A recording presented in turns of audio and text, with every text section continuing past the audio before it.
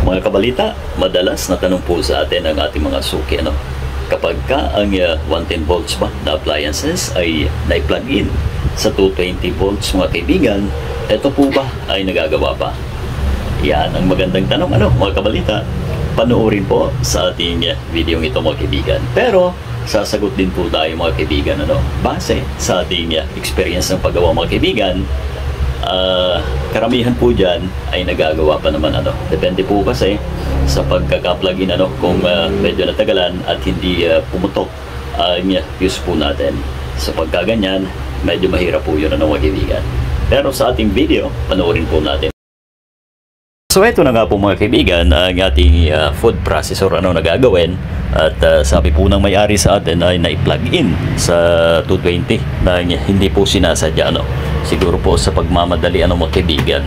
So matutunghayan natin kung ano nga ba ang nasira sa ganitong klase ng appliances, mga kaibigan. Yun sa mga kabalita po natin dyan na may mga appliances na ganito na galing sa abroad o sa ibang bansa, mga kaibigan, ay kailangan po natin na mapanood ito, dahil yung iba po ay basta na lang po nilalagay sa junk, mga kaibigan. So importante na ito ay panoorin po natin, mga kabalita, dahil sayang yan ay pinagpaguran po ninyo, lalo pa at yan ay galing sa ibang bansa, mga kaibigan. Hindi po talaga maiwasan minsan pagka tayo ay nagmamadali, mga kaibigan, ay magpa-plug in po natin yan sa 220 volts, Alright, so sana po ay hindi naman malala ang naging problema ng ating unit na ito, mga kaibigan. Ayan, 110 volts. Siguro po ay galing ng US, mga kaibigan, o kaya naman Japan ang ating unit na ito, mga kabalita. 120 volts AC. Alright, so ano nga kaya ang makukuha natin na problema dito? Wag na nating isama ang dati nating pagbukas, mga kaibigan. Shortcut na lang po natin. Ito ay binilhan po natin ng capacitor sa online, mga kabalita, dahil yun po ang nakita natin na pumutok dito sa appliances na ito, mga kaibigan. Bukod dito ay halos wala na po ibang pyesa dito, mga kaibigan, na nakalagay.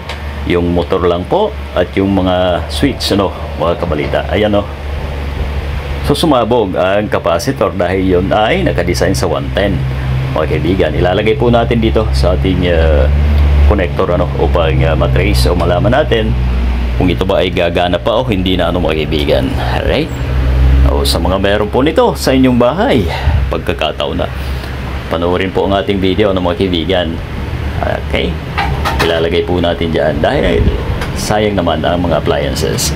Nung una ay medyo bili pa tayo na bumili sa online, mga kaibigan, dahil sabi ko baka hindi legit ang piyesang ito. Pero nung dumating, ayun, napatunayan naman po natin na talagang totoo, mga kaibigan, ang ating piyesang ito. Alright, so madali lang ikabit, kita naman po ninyo na walang ibang parts dyan kundi yung capacitor lamang na siya pong pumutok, dahil siya po ay 110 lamang, mga kaibigan. Ngayon, try na natin, sana ay gumana na. Ito ang kanyang 110, Alright, ayusin lang natin ang mga wire at baka sumagi dyan sa kanyang fan. Patalim po yan, mga kaibigan, so ingat po tayo. Yan, sa ating video, masasagot din po natin ang ating katanungan doon sa unahang bahagi ng ating video ito, mga kaibigan. Ayun, umikot na. Alright, lagyan na natin, mga kabalita, switch on ang, ayun, so hindi po tayo nabigo, mga kaibigan. Gumana po ang ating food processor na ito, mga kaibigan. At sabi po ng aking misis, mga kaibigan, ay ito daw po ay ginagamit din sa paggiling ng mga karne, mga kabalita. So malakas po pala to. Parang lang, capacitor ng spin dryer, ang lakas po talaga. So maswerte ang may-ari nito, mga kaibigan, dahil siya po ay may mga anak yata sa abroad, at sabi niya sana magawa kasi baka magalit ang anak niya, mga kaibigan. Alright, okay na, mga kaibigan.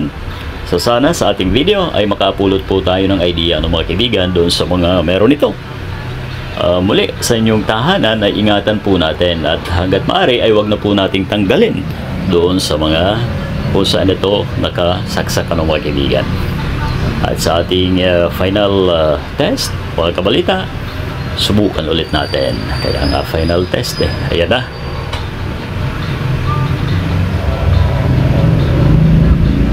Ayun. So goods na po ang ating unit, mga kaibigan. Muli, maraming salamat po sa inyong pagtutok.